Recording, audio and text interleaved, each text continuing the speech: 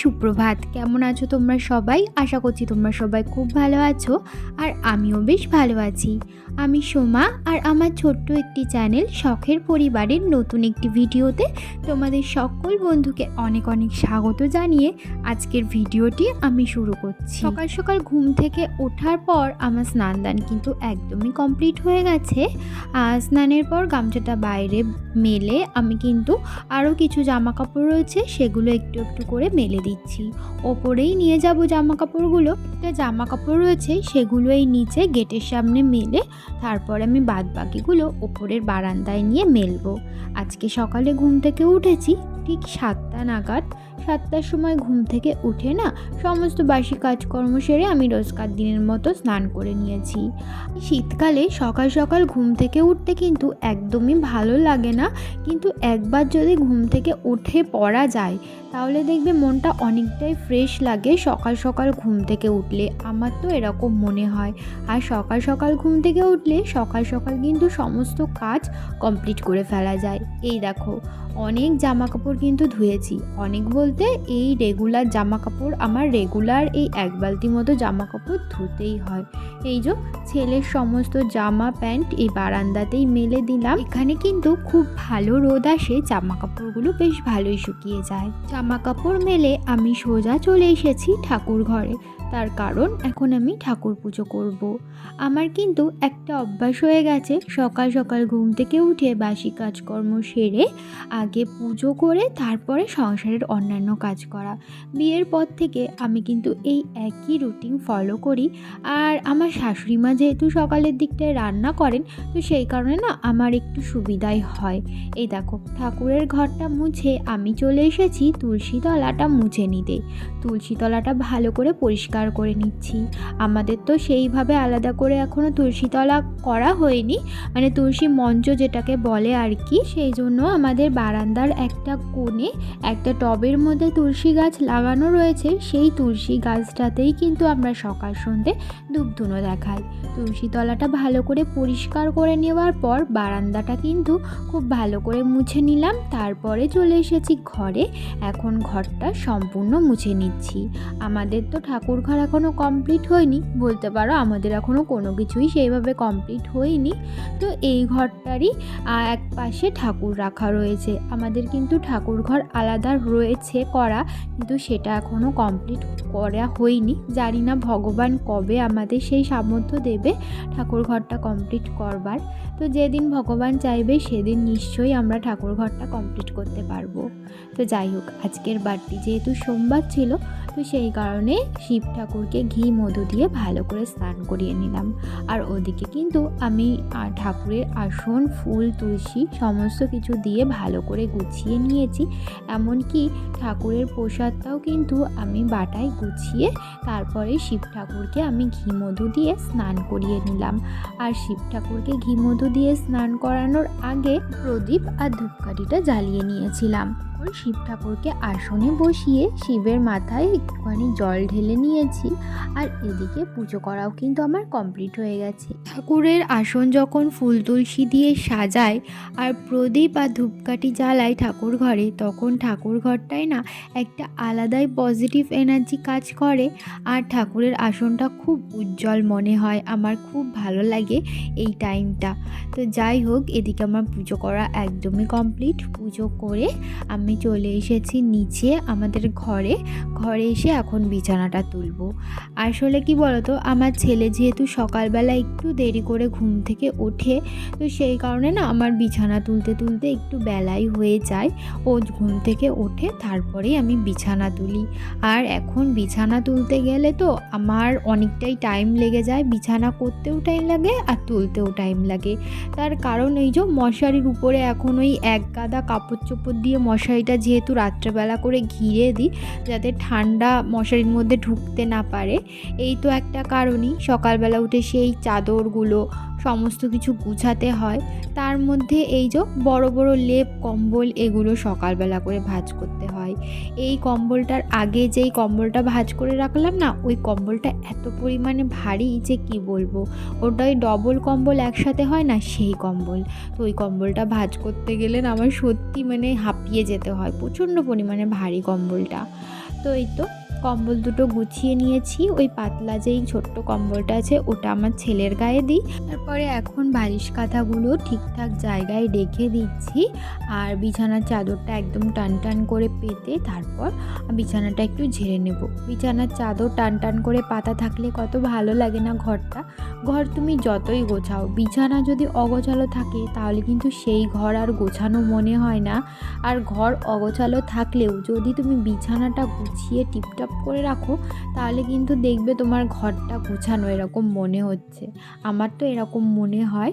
আর তা বাদেও আমি এমনিতেও ঘর চারিদিকটায় সবসময় টিপটপ গুছিয়ে রাখবারই চেষ্টা করি, তার কারণ আমার অগোছালো জিনিস একদমই ভালো লাগে না।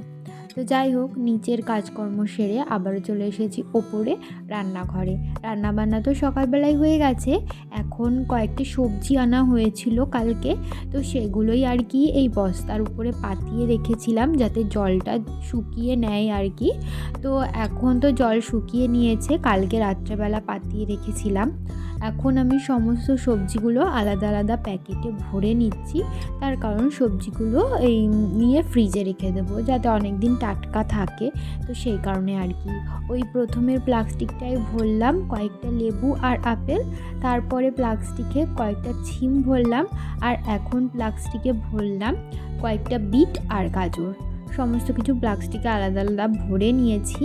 আর ফ্রিজ থেকে এই সবজির বাস্কেটটাও বের করে নিয়েছি। সবজির বাস্কেটটা বের করে আর কি দেখছিলাম কি কি সবজি আছে।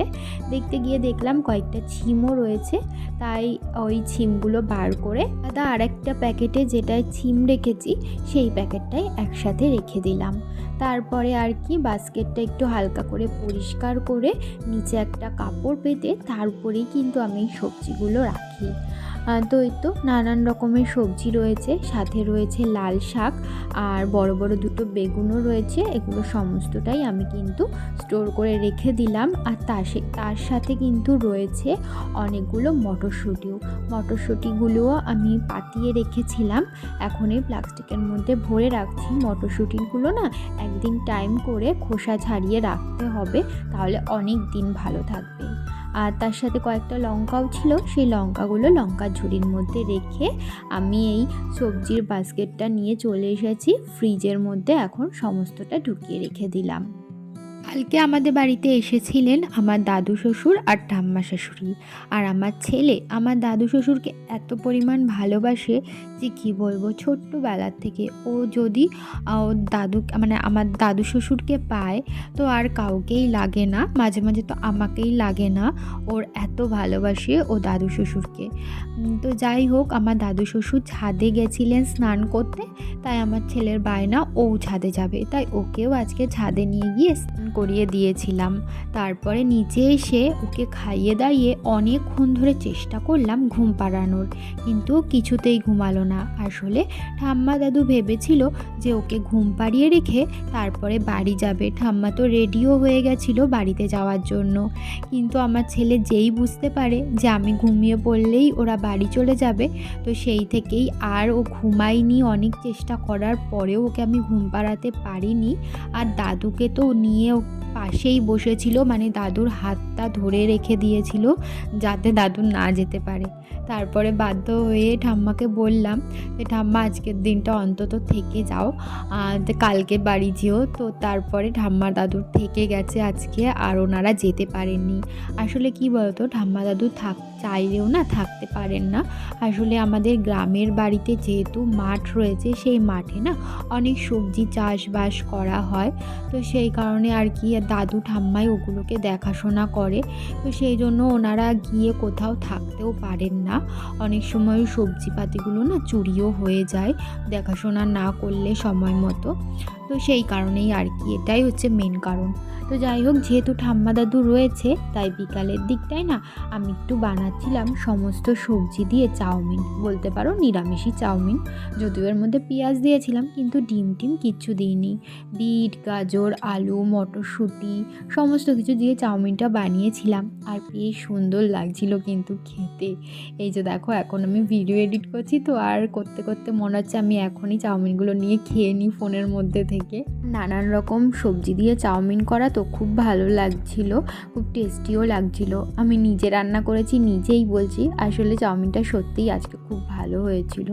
তো যাই হোক, এই তো 4 জনের জন্য বেড়ে নিয়েছি, ঠাম্মা, দাদু, আমি আর আমার ছেলে আর আমার শ্বশুর শাশুড়ি, হাজব্যান্ড। ওরা তো কেউই বাড়ি নেই, ওরা অনেকটাই রাত করে বাড়ি আসবে, তখন তো চাউমিন একদমই ঠান্ডা হয়ে যাবে আর ওরা তো তখন এসে ভাত খাবে, তখন আর চাউমিন খেতে চাইবে না। তো দেখো, চাউমিন রান্না করতে গিয়ে কতগুলো বাসন এঁটো হয়েছে। তো সেই বাসনগুলোই এখন আমি ধুয়ে নিচ্ছিলাম। আর ঘড়িতে এখন বিকেল ওই 4:30 মতো বাজে। ওই বিকেলের দিকেই আমি চাউমিনটা রান্না করেছিলাম আর কি। তো দেখো, এই বাসনগুলো ভাবলাম এখনই ধুয়ে রেখে দিই, তার কারণ এঁটো বাসন আবার জমিয়ে রাখতে না একদমই ভালো লাগে না। তো বাসনগুলো ধুয়ে এখন বিকেলবেলা ঘরদুয়ারগুলো ঝাড়ঝুট দিয়ে ঘরদুয়ারও হালকা করে গুছিয়ে নেব আর কি। আর সেই সকালে একবার ভোরের দিকে ঘর ঝাড় দেওয়া হয় তো, আর সারাদিন তো এই ঘরের মধ্যেই বলতে পারো সবাই বেশি থাকে, যেহেতু এই ঘরটার মধ্যে রান্নাঘর, সমস্ত কিছু এই ঘরেই বেশি করা হয়, তো সেই কারণে এই ঘরটা একটু বেশি নোংরা হয়। তো এই তো ঘরটা ঝাড় দিয়ে নিলাম। ওই ঘরটা ঝাড় দিয়ে সমস্ত ঘরই কিন্তু এক এক করে আমি ঝাড় দিয়ে নিয়েছিলাম। আর সন্ধ্যা হয়ে গেলে সন্ধ্যাও দিয়ে নিয়েছি। তারপর এখন দেখো, আমার ছেলের দুষ্টুমি শুরু হয়ে গেছে। ওদিকে রাতের রান্নাবান্নাও হয়ে গেছে, কিন্তু রাতের রান্নাবান্না তোমাদের সাথে আজকে শেয়ার করিনি। ওই রাতে রান্নাও হয়েছিল লাউ চিংড়ি আর ভাত, আর দুপুরের কিছু তরকারি ছিল, ওটা দিয়েই আমাদের রাতের খাওয়া আজকে হয়ে যাবে। আর ওই যে দেখতে পাচ্ছ, আমার দাদু শ্বশুরকে তাকে পেলে আমার ছেলের আর কাউকে লাগে না। ছেলেকে দেখতে পেয়েছো কি পরিমাণ দুষ্টুমি করছে। আজকে ভিডিওটা মনে হয় খুব বেশি বড় করতে পারিনি, অনেকটাই ছোট হয়ে গেছে ব্লগটা মনে হচ্ছে। এখন আমি এডিট করিনি, জানি না এডিট করার সময় বুঝতে পারবো। তো যাই হোক, যেটুকুনি ভিডিও বানিয়েছি সেটুকুনি তোমাদের সাথে আজকে শেয়ার করব। আর আজকে এখন বাজে ঘড়িতে রাত 9টা। আর আজকে না একটু তাড়াতাড়ি রাতের খাবারটা খেয়ে নিয়েছি। আর মেন কারণ হচ্ছে আমার ছেলে, ও আজকে সারাটা দিন ঘুমায়নি। তোমাদেরকে তো বলেইছি আগে কেন ঘুমায়নি। তো ও সন্ধ্যার থেকে একটু একটু ঝিমাচ্ছিল, তো সেই কারণে আমি ওকে সন্ধ্যার টিফিনটা একদমই হালকা করিয়েছিলাম। অল্প একটু দুধ খাইয়ে দিয়েছিলাম, তার সাথে একটু ছাতু মিশিয়ে দিয়েছিলাম 1 চামচ মতো। তো ওটাই খাইয়ে দিয়েছিলাম, যাতে আমি রাতের খাবারটা ওকে তাড়াতাড়ি খাইয়ে দিতে পারি, তার কারণ ও তো তাড়াতাড়ি ঘুমিয়ে পড়বে, তো সেই কারণেই আর কি। তো এই তো 8:30টার দিকে ওকে খাইয়ে এখন শুইয়ে দিয়েছি। আর আমিও আজকে একটু তাড়াতাড়ি খেয়ে নিলাম, এখন শুয়ে পড়বো। আমার হাজব্যান্ড এখনও যদিও বাড়ি আসেনি, ওর খাবার নিয়ে এসেছি নিচে, ও আসলে ওকে খেতে দিয়ে দেবো। তো যাই হোক, চলো বন্ধুরা, আজকের মতো ভিডিওটা আমি এই পর্যন্তই রাখছি। তোমাদের সাথে আবারও দেখা হবে নতুন একটি ভিডিওর সাথে খুব তাড়াতাড়ি। ততক্ষণের জন্য তোমরা ভালো থেকো, সুস্থ থেকো, সাবধানে থেকো। আর আমার এই ছোট্ট চ্যানেলটির পাশে থেকে আমাকে একটু সাপোর্ট করো, যাতে আমি এগিয়ে যেতে পারি আগে। তাহলে চলো, আজকের মতো এখানেই টাটা, শুভরাত্রি।